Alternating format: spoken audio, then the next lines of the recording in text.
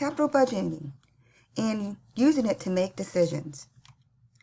As always, I want to just start by reviewing what we discussed in the previous chapter, looking at alternatives, using relevant information to determine what to do, not to do, discontinue, and what the impact will be. We were talking about having to decide if to discontinue a product, whether to outsource, whether to sell a product or service partially in the process or fully complete that process, and all of the decisions that are based on one alternative or another using relevant information, relevant costs.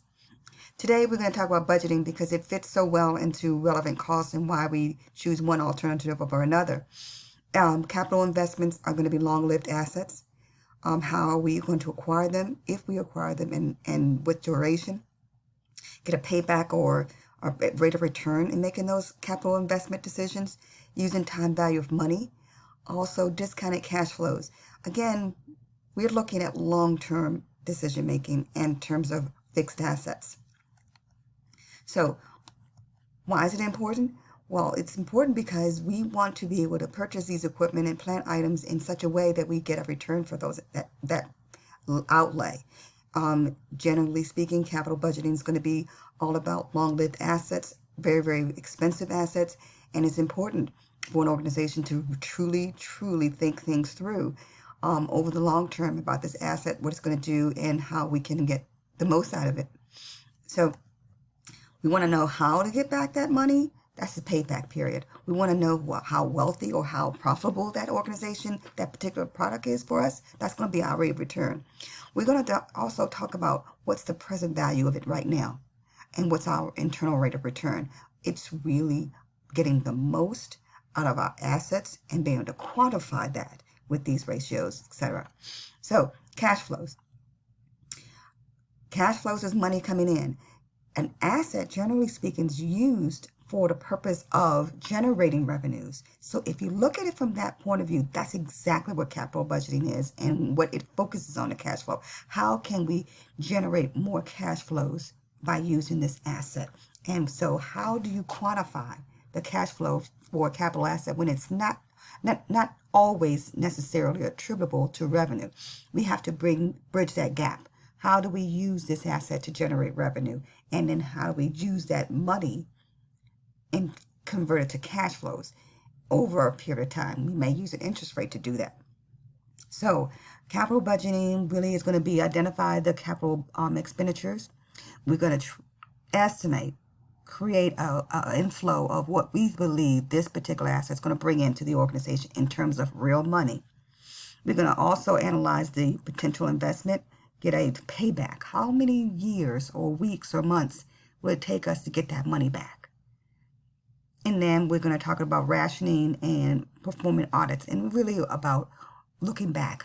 How well did we do? Did we do based on how well did we do compared with our budget? And so actual is going to really be important to look at. So looking at assets, and I want to make certain I review part one, I guess. If we're focusing on cash flows, how can we say that this particular investment is going to bring us cash flows? It's going to be our desirability. It's going to be on how we can connect the cash that we receive in revenue over time, and also using an interest rate that will help us do that. So payback is how long it takes to recover the money that we paid out. We pay out $100,000 for this particular asset. How long will it take for us to generate the revenues to cover what we paid out? And it does measure how quickly we can expect to recover the investment. When you make a capital expenditure, that's an investment. So payback is going to be a small but useful calculation. And I don't like to get so into the calculations. I would like to focus on what this particular ratio or this particular calculation provides you. What information does it provide you? And not always is a payback period something that everybody needs. It may have a very limited use, but knowing how to calculate and understanding what information it provides is far more important than being particularly accurate. Right now, just understand what the ratio is, understand how it's calculated and how it's used, and then how it compares with other ratios in determining the usefulness of your capital investment. And again, it's all about knowing how long it's going to take. Because if you're going to invest $2.3 million in a capital asset, you want to know if you're going to get that money back and how long it will take. How long will it take for you to generate the sufficient revenues based on that asset to get that money back? And that could very well be a determining factor if you buy the asset in the first place. So in this chapter, I'm just giving you various ways of determining your payback periods. But in the end of it all, what's the point if you don't know what it means and what it gives you and what its limitations are? So it focuses on time. It doesn't really give a whole lot of credibility or a lot of emphasis on profitability. It only talks about cash flows during the payback period. And it definitely ignores any period after that. So that's a limitation. And it does not consider residual value. That not all assets are used up to nothing. There are some value at the end of a life of some assets, capital assets, and it doesn't consider that. But the accounting rate of return does focus on net income. And that's, in some cases, can be more useful information than just the cash flows. It's using fund accounting, it's using accrual-based accounting. So again, you're going back to your financial accounting and using that information. So the annual rate of return, albeit a much more straightforward calculation, has its place, and it is not something that you should consider or rule out. I think in totality, using them both and looking at them and making an intelligent decision on which one is most relevant and most accurate way to predict your use of your capital asset. And that's what I'm pointing out here. Is no wrong or right here. It's more a matter of preference and depending on the capital assets being purchased. So you could use an accounting rate of return for one capital asset and use a payback period for another. Again, it's not about wrong or right. It's about a different perspective in which makes the best sense for the organization. And again, you're back to the same decision rule. Does it exceed your rate of return? Then you should go for it. And this is just not just for capital assets, basically for any decision that you have to make. You have to look at what's going to be the cost versus benefit. And this is really like a cost versus benefit decision. Is it more beneficial for me to make this decision? And given all of the other factors that you consider, you have to determine, this is what I'm going to do, and I think this is the right choice. Making choices based on sound, quantifiable information. Time value of money basically is putting time in a percent over money. It's saying $1 received today based on a rate of return will be worth $1 received in the future. And basically, invested money earns income or interest over time. So it's basically taking your principal and your number of periods and a rate of interest and calculating what that value is right now.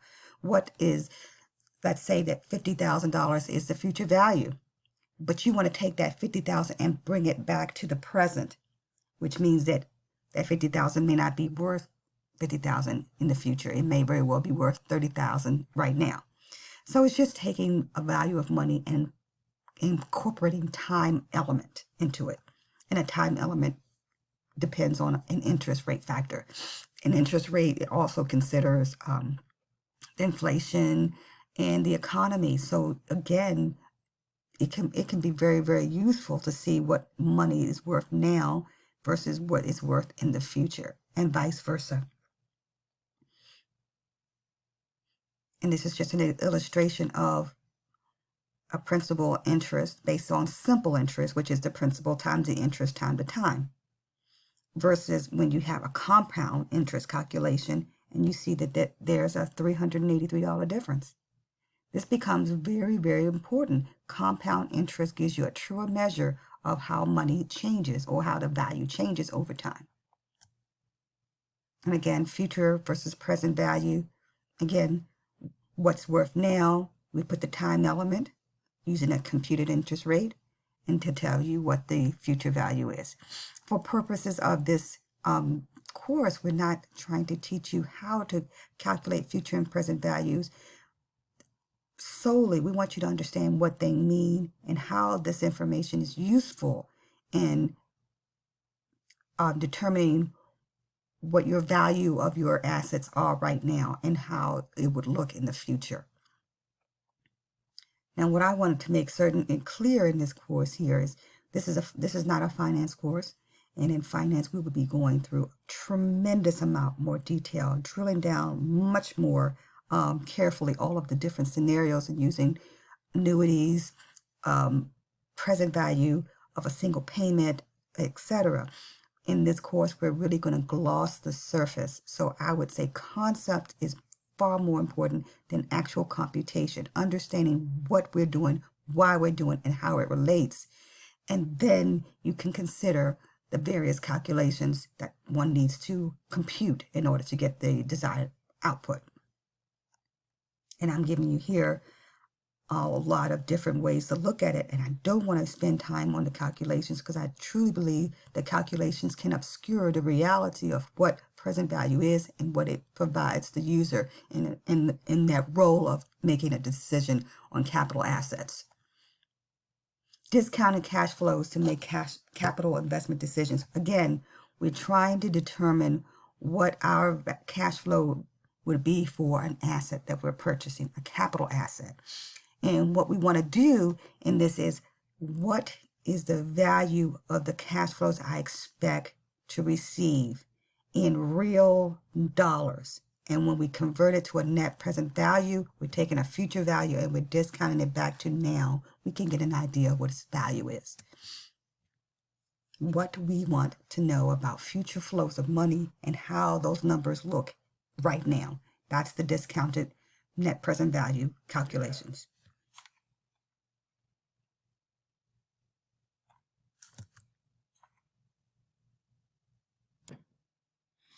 Now, normally I wouldn't spend a lot of time on one example in this video. I think it does help to be able to understand what happens with money when you invest it and how it looks over time. So when a capital investment is made, what this particular example is trying to show you is, if you have flows of money of $305,000 every single year, what would be the value of that $305,000 in 5 years? Now, this particular example is assuming a number of things. It's assuming the interest rate is 14%, which is the I. It's assuming the number of years is 5. And it says present value of an annuity. This part of it always adds a level of complexity that I don't particularly care for, because students don't understand what that means. Present value means what it is worth right now. Annuity is somewhat a series of payments, equal amounts generally speaking, over time. So if it's a value of an annuity, that annuity amount is going to be the $305,000. It's going to be that one payment being made over and over and over again. So that's what an annuity is, a payment over time. A single payment, generally speaking, over time. So the present value of a single payment over time, considering 5 years of duration and a rate of 14%. So in essence, this particular example is saying that if I have a $305,450 investment, and I want to know what that number will be over 5 years, assuming I have a return or interest rate of 14%, it should be close to $1,048,000. That's all it's saying.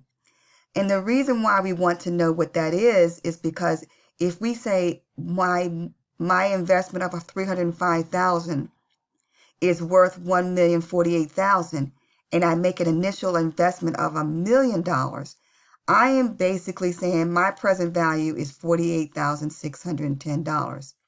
That change. What does that $48,000 represent?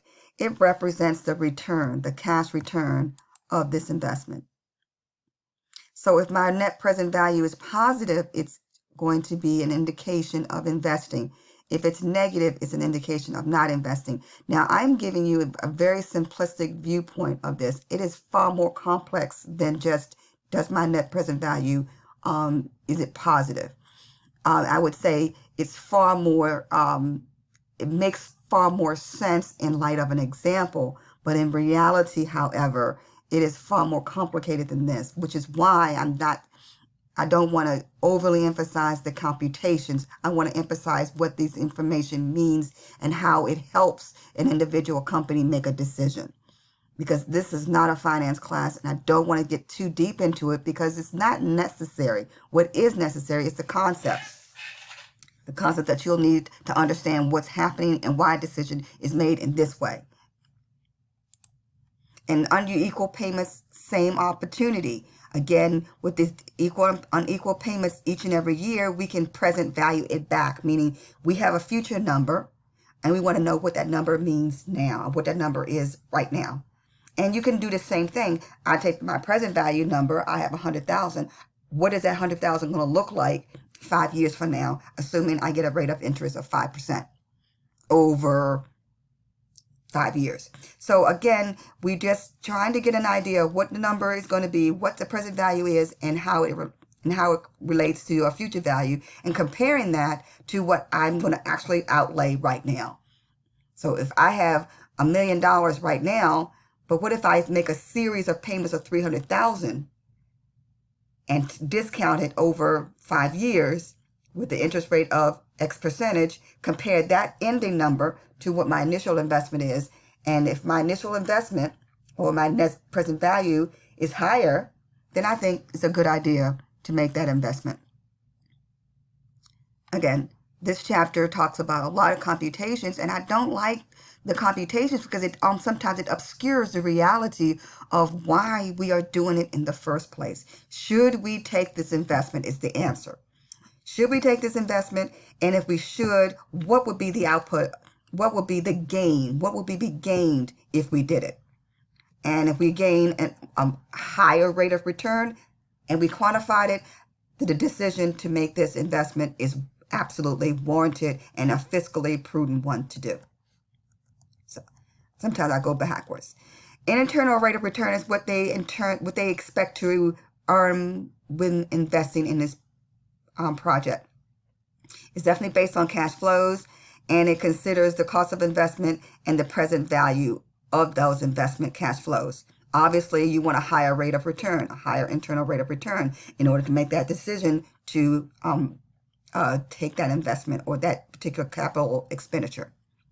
And again, these computations mean nothing if you don't understand why we're doing it and what the process is. We're doing it to determine if we can invest and we get a highest rate of return if we do.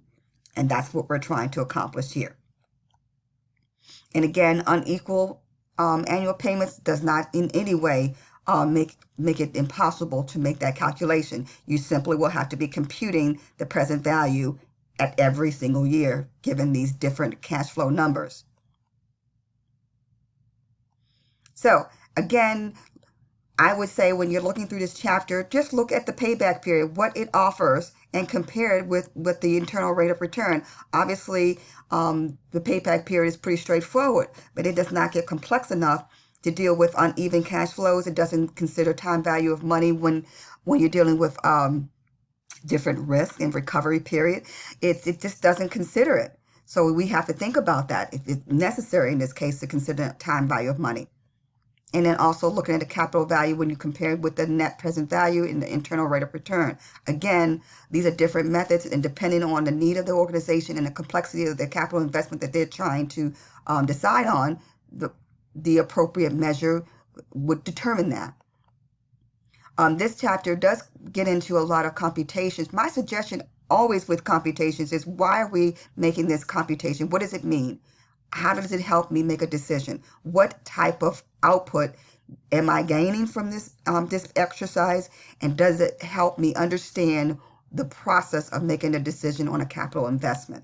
It's far more significant than actually computing it. Why? Because if you don't know what the numbers mean, it doesn't matter if it's accurate or not. Accuracy is important only if you understand exactly what the process is, what we're doing, why we're doing it, and how it applies to a decision. That's most important.